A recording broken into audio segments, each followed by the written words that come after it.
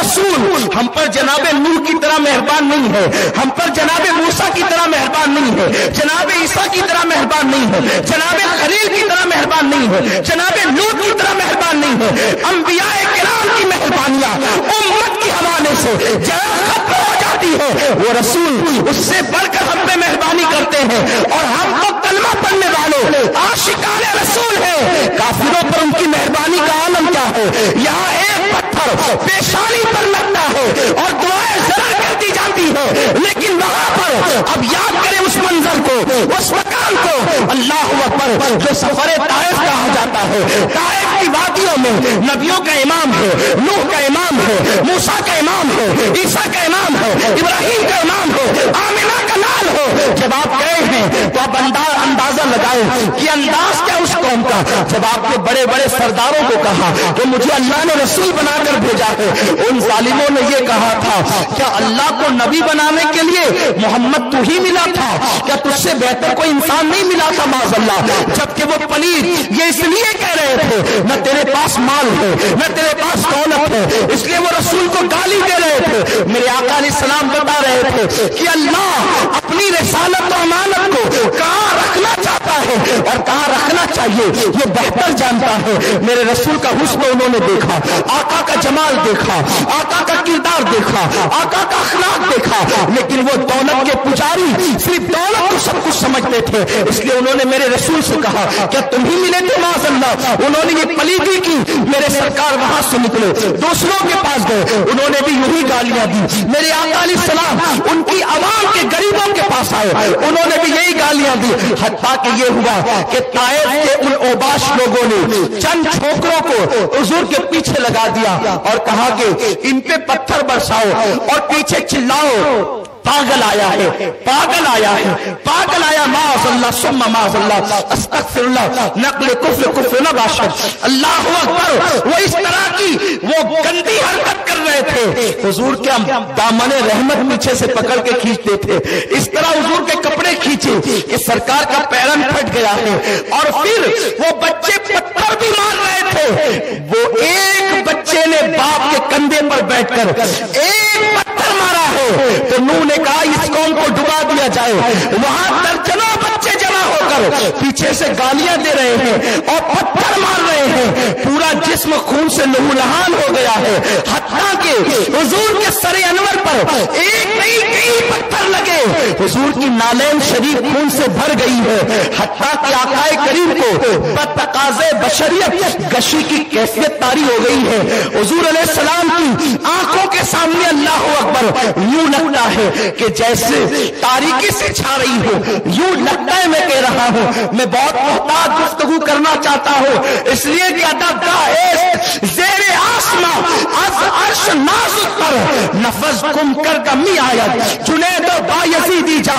हुजूर अलैहिस्सलाम पर गशी की कैफियत है, यूं लगता है जैसे आंखों के सामने तारीकी से अंधेरा सा छा गया हो। मेरे सरकार ने एक दरख्त की टहनी पकड़ी है और टहनी पकड़ने के बाद वही टहनी पकड़कर हुजूर बैठ गए हैं। लेकिन उस वक्त ये मौजज़ा ज़ाहिर हुआ है, टहनी जब कोई ऊपर पकड़ता है और नीचे बैठता है, या तो टहनी हाथ से छूट जाती है या टहनी टूट जाती है।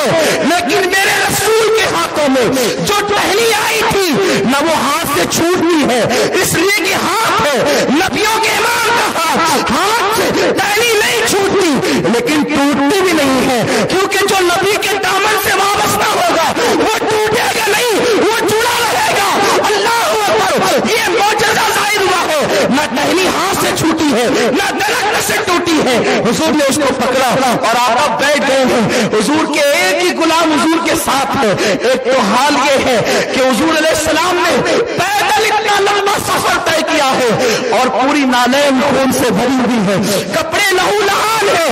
मेरे अल्लाह ने पहाड़ों के फरिश्ते को भेजा, साथ जिब्राइल थे। या रसूल अल्लाह, अल्लाह आपकी इस कैफियत को देख रहा है और अल्लाह आप पे सलाम भेज रहा है। और अल्लाह फरमाता है हबीब उन्होंने तुम्हारे साथ बड़ी बदसलूकी की है, रहमत खुदा मुंतजिर है, खुदा का अजाब मुंतजिर है।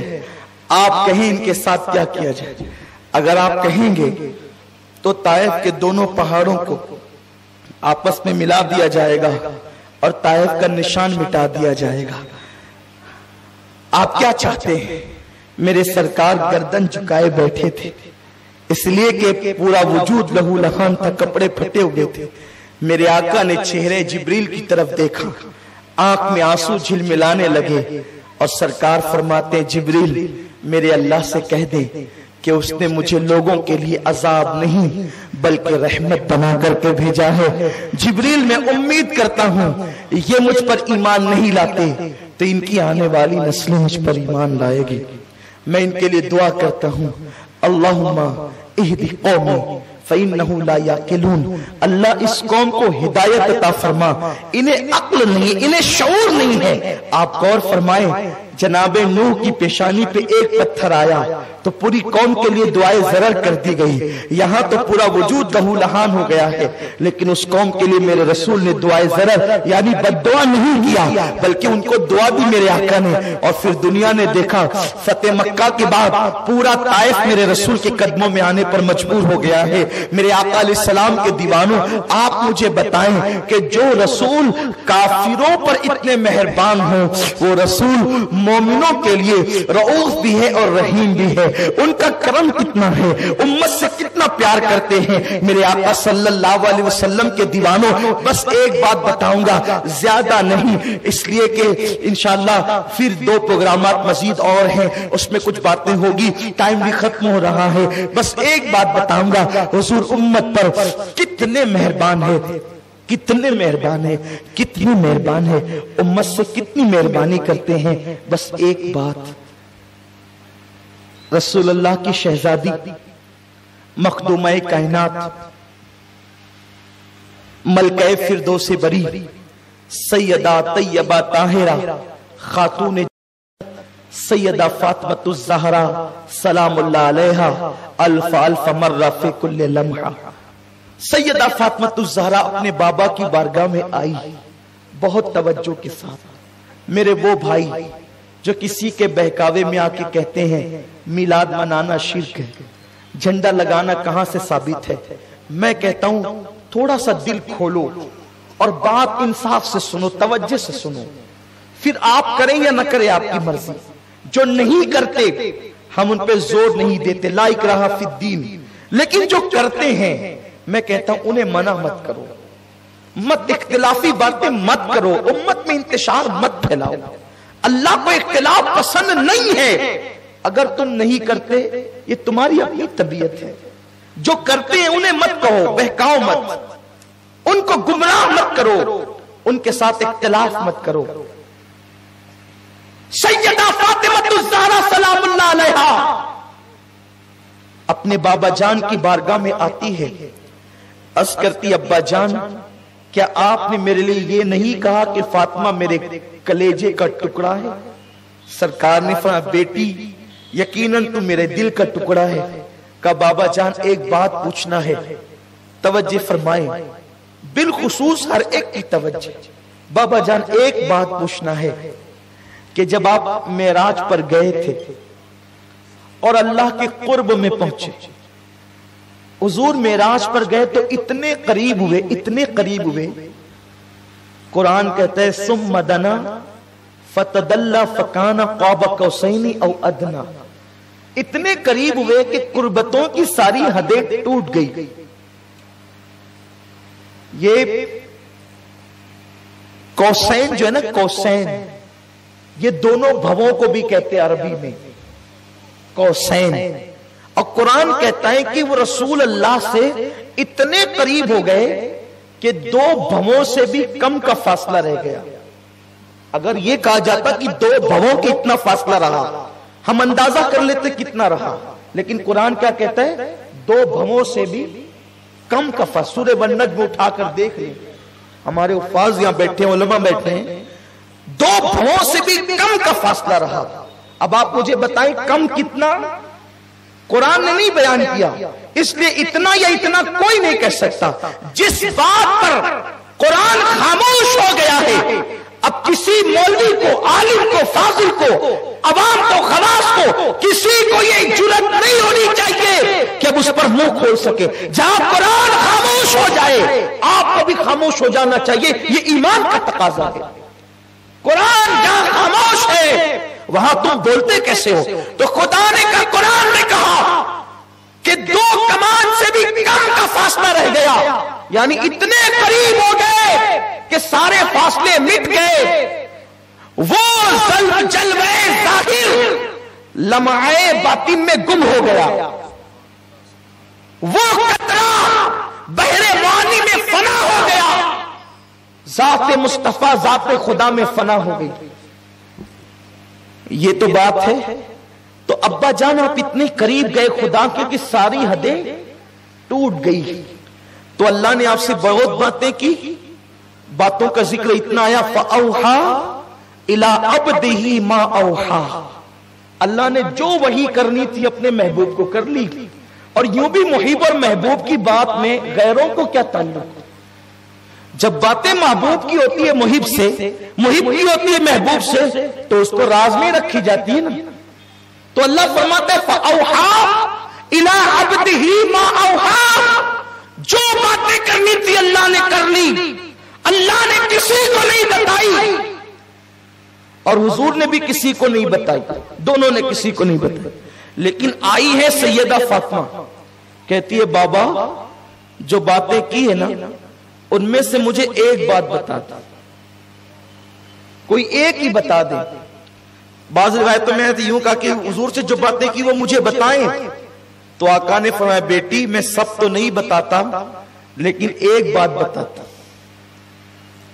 ایک بات صرف بتاتا ہوں بیٹی، ایک بات، سب نہیں ایک. وہ ایک کیا بتائی؟ ارشاد ہوتا ہے میری بیٹی جب میں اپنے اللہ کے قرب میں پہنچا، نہ جہاں کسی کی سوچ جا سکتی ہے، جہاں کیف کے پر جلتے ہیں، جب میں اپنے اللہ کے قرب میں پہنچا تو میرے اللہ نے مجھے 70,000 مرتبہ کہا حبیب مانگ لے کیا مانگتا ہے. حبیب مانگ لے کیا مانگتا ہے. حبیب مانگ لے کیا مانگتا ہے. کتنی مرتبہ؟ 70,000 مرتبہ. سیدہ مچل گئی، مچل گئی. پھر پوچھتی بابا جب اس نے 70,000 مرتبہ کہا مانگ لے محبوب تو کیا مانگتا ہے، تو آپ نے کیا کیا مانگا بابا؟ میرے آقا فرماتے بیٹی وہ جب جب کہتا نا مانگ لے کیا مانگتا ہے تو میں کہتا میری امت کو بخش دے. وہ کہتا ہے مانگ لے کیا مانگتا ہے، میں کہتا میری امت کو بخش دے. وہ کہتا ہے مانگ لے کیا مانگتا ہے، میں کہتا میری امت کو بخش دے. بیٹی وہ 70,000 بار کہتا رہا مانگ لے کیا مانگتا ہے، میں 70,000 بار یہی جواب دیتا رہا میری امت کو بخش دے. اس کے کرم کو جوش آ گیا. اس نے فرمایا محبوب گھبرا نہیں، غم نہ کر، اتنے قریب اسی لیے بلایا ہے. ارے کچھ اور بھی تو مانگ. میں نے کہا میری امت کچھ اور بھی تو مانگ. میں نے کہا میری امت. اس نے کچھ اور بھی تو مانگ. کہنے کا میری امت. پھر اس نے کہہ دیا حبیب قیامت میں تجھے رسوا نہیں کروں گا. قیامت کے دن تیری امت کی عمل نہ دیکھوں گا. تو جس کو چاہے گا میں اس کو بے حساب جنت عطا کر دوں گا.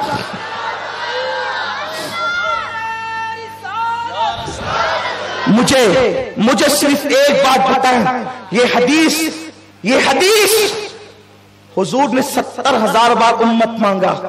اس کو معمولی نہ سمجھیں. خدا کو دیکھ کر مجھ جیسے پاپی کو نہیں بھولے.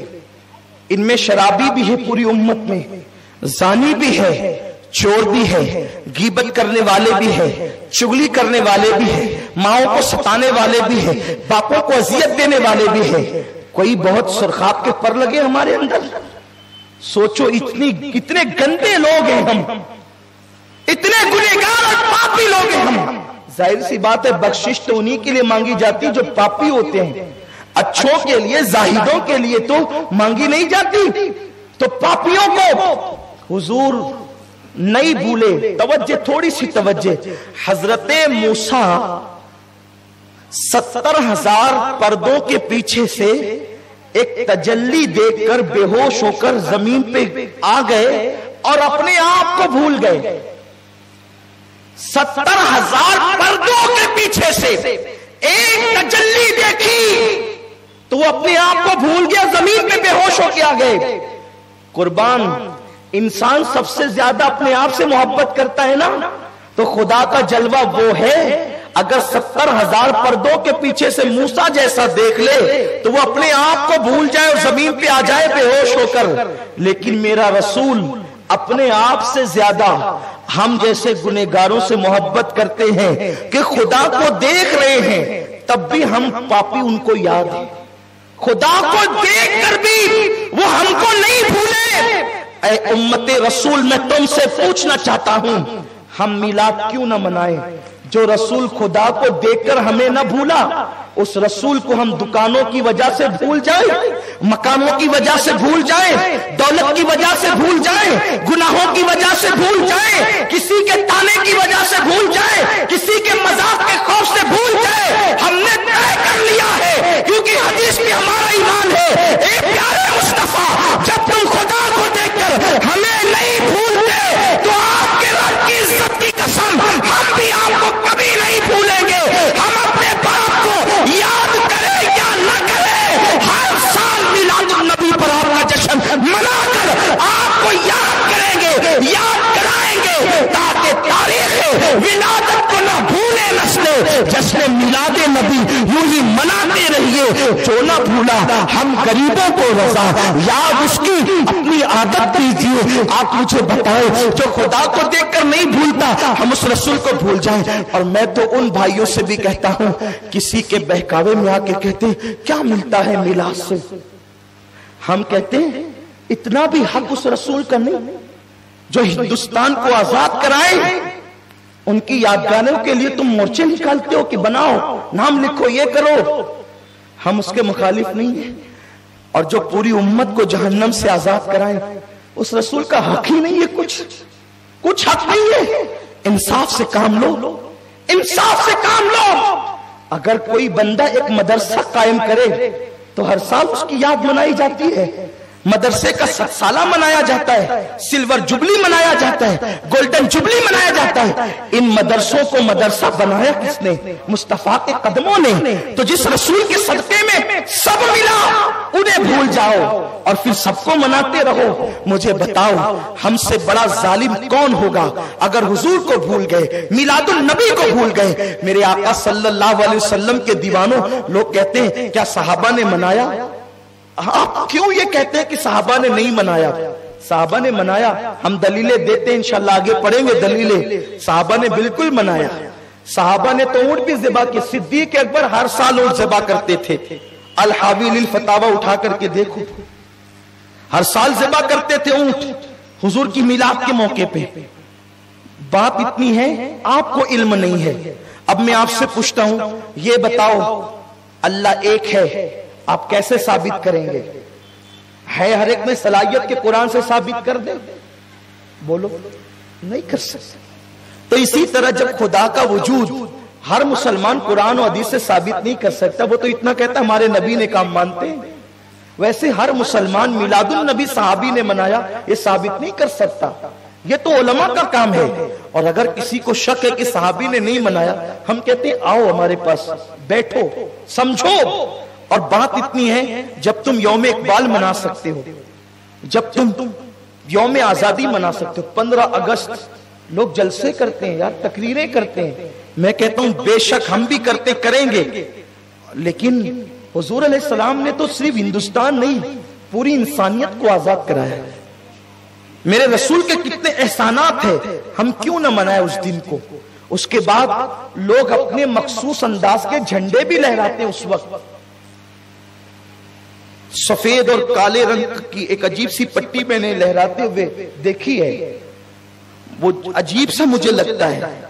حیرت ہے, مولوی کا بنایا ہوا جھنڈا اگر ہر سال لہرایا جا سکتا ہے تو کیا رسول اللہ کے نام پہ جھنڈا ہر سال لہرایا نہیں جا سکتا؟ کیوں آخر کیوں؟ اس کا مطلب یہی ہے کہ آپ اگر یہ کرنا نہیں چاہتے, کرنے نہیں دینا چاہتے, تو آپ کے دل میں کہیں نہ کہیں رسول اللہ سے عداوت, کہیں تو آپ کے دل میں عداوت دشمنی ہے. ورنہ آپ نے کسے روکا, کب روکا؟ اگر ہمت ہے تو یوم اقبال منانے والوں کو روکو، اگر ہمت ہے یوم غالب منانے والوں کو روکو، اگر ہمت ہے تو مدارس کے سالانہ اجلاس اور گولڈن جبلی، سلور جبلی اور جشن 7 سالہ کو روکو۔ آپ اس وقت خاموش رہتے ہیں، آپ میلاد پر ہی کیوں بولتے ہیں؟ کلمہ پڑھانے کا بھی احسان گیا، سوچو۔ اور میلاد النبی کی برکتیں کیا ہے؟ بس میں ایک روایت پڑھوں گا، ایک روایت میلاد النبی کی برکتیں کیا ہے۔ اس سے پہلے میں صدیق اکبر کی ایک حدیث پڑھ دوں۔ سیدنا ابو بکر صدیق فرماتے ہیں، جس کو النعمت الکبریٰ میں محقق خاتم الحفاظ علامہ جلال الدین سیوطی لکھتے ہیں۔ یہ سیوطی کون ہے؟ یہ سیوطی کوئی معمولی آدمی نہیں ہے۔ جو مورخ ہوتا ہے اکثر وہ محدث نہیں ہوتا، جو محدث ہوتے اکثر وہ مورخ نہیں ہوتا۔ یہ جلال الدین سیوطی وہ ہے جو فقیہ بھی ہیں، محدث بھی ہیں، مورخ بھی ہیں۔ انہیں لوگوں نے امام اہل سنت تک نے خاتم الحفاظ لکھا۔ جس سیوطی کی جلالین میں سے، کیوں؟ اس لیے کہ 2 جلال الدین کی کتاب کو جلالین کہا جاتا ہے، ان میں سے ایک تفسیر جو عالم کو عالم بنانے کے لیے جب ہم مدرسے میں اپنے بچوں کو بھیجتے ہیں تو جلالین پڑھائی جاتی ہے، اس میں سے ایک کے مصنف امام جلال الدین سیوطی ہے۔ اور یہ سیوطی وہ بزرگ ہیں جن کو پوری زندگی میں 72 مرتبہ رسول اللہ کا دیدار عالم بیداری میں نصیب ہوا ہے۔ یہ وہ امام سیوطی ہے۔ وہ اپنی کتاب نعمت الکبریٰ میں لکھتے ہیں کہ سیدنا ابو بکر صدیق نے کہا، جس نے میلاد کے لیے 1 روپیہ خرچ کیا، کتنا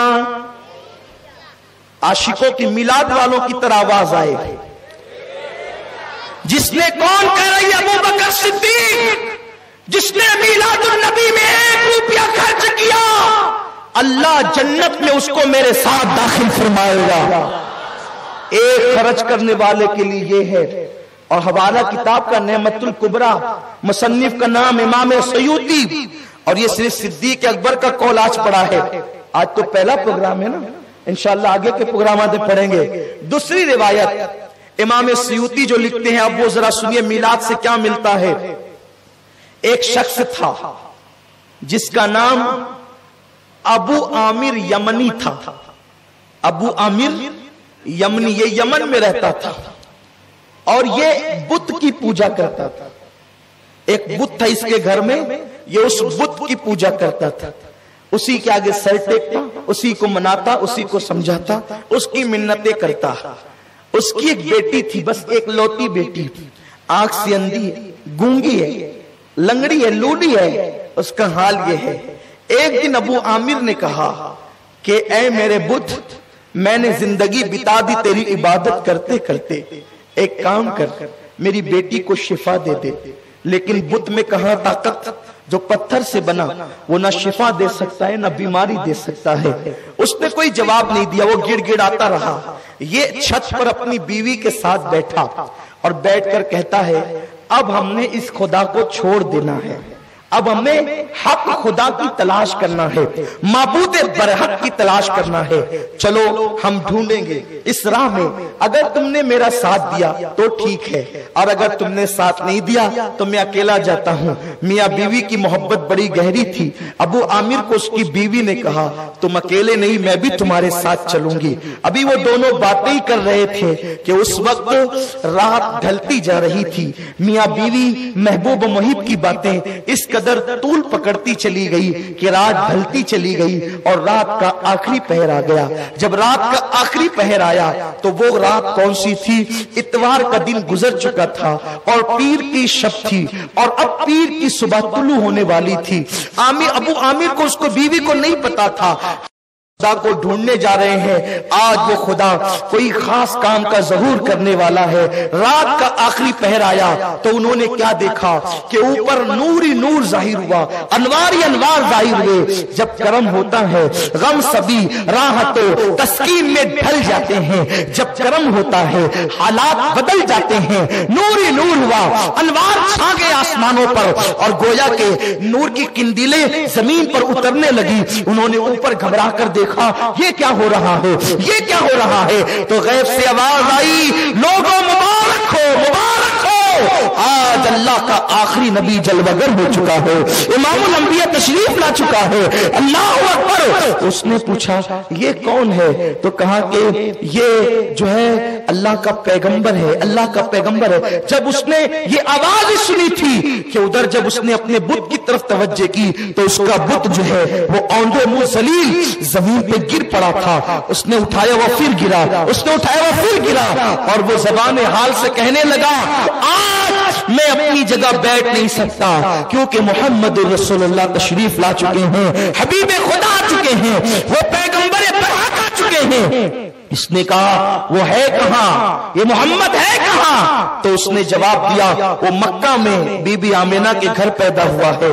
اتنا سننا تھا، ابھی اسی میں حیرت زدہ تھے وہ لوگ کہ جو گونگی لنگڑی لولی بیٹی تھی وہ اٹھ کر کے چھت پر آ کر کھڑی ہو گئی۔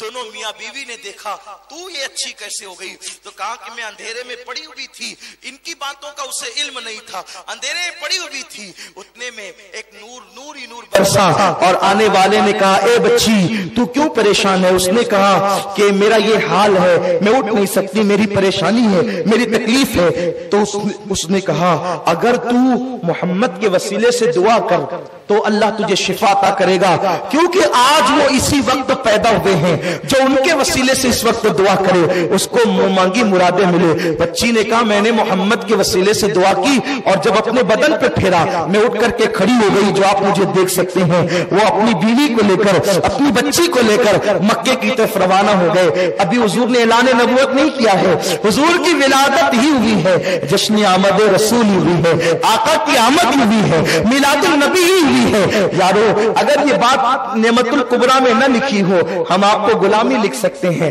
لیکن کتاب بتانا اپنا کام ہے۔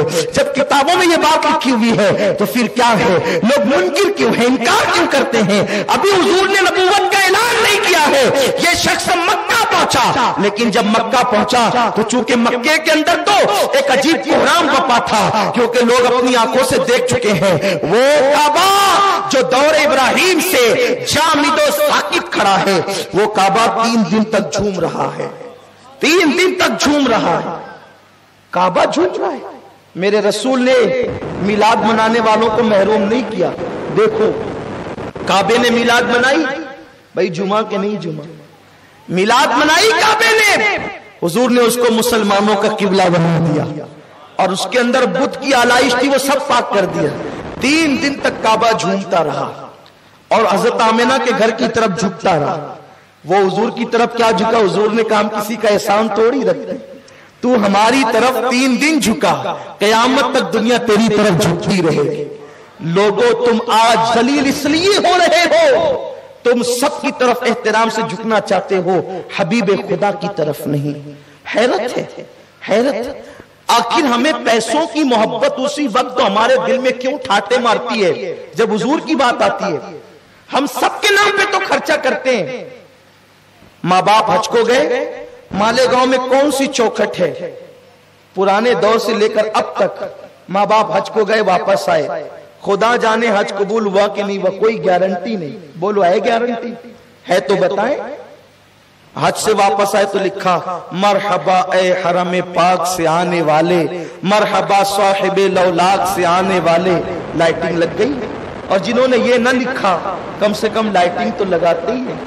بولو ہے کہ نہیں؟ لگاتے نا بھائیوں۔ میں تم سے پوچھتا ہوں کیوں لگ رہی ہے؟ بولے میرے ابا جی آ رہے ہیں۔ کہاں سے؟ حرم سے۔ میں نے کہا نادان، باپ حرم سے مقبول ہو کے آئے کہ